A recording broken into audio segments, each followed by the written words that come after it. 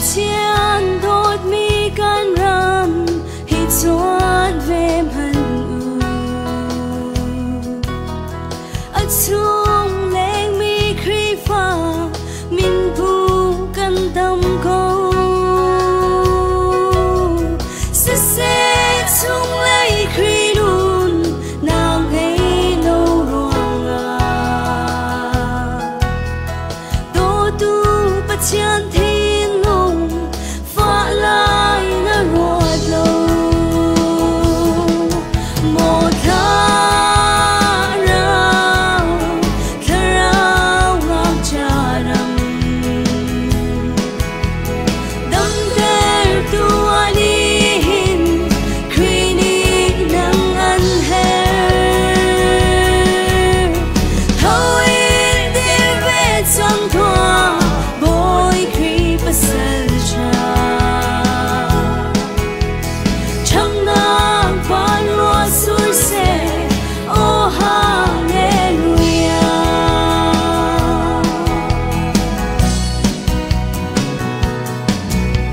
sung y phiêu tu tha rau thiang trôi lâu à chun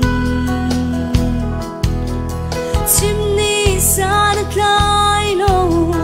thoan lệ chân hem lâu prophet Elijah bang kan ram dam nan sa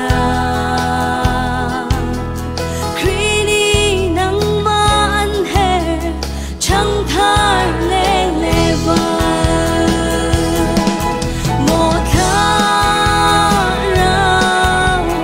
thao ngọc trà đầm đâm ter tua đi hin khi đi nắng ăn hè thâu in đi về trong thoa bôi khi bắt sân trà trong năm phán lúa xuôi xe oh hallelujah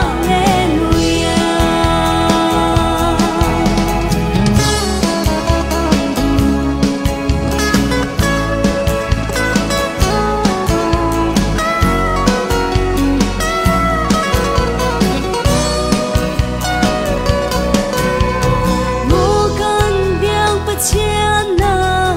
kun sa kan chan lo chẳng nang phán lúa xuôi xe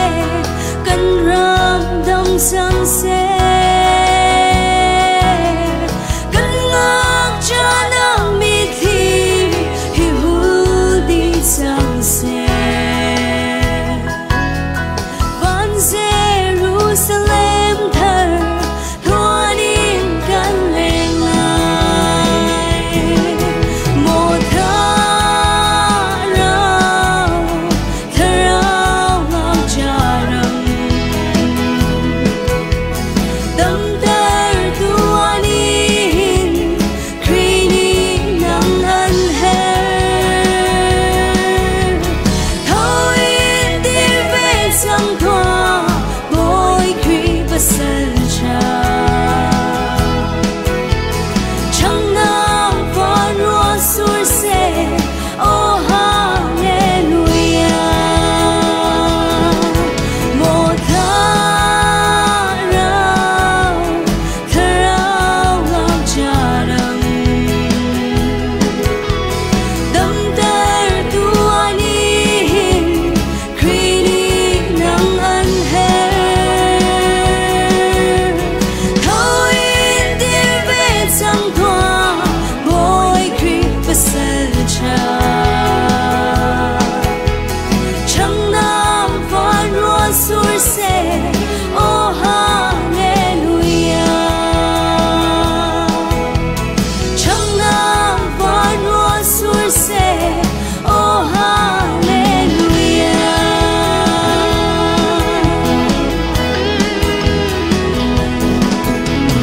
Amen. Chắc là sau mình gặp một trận cho năng về câu xe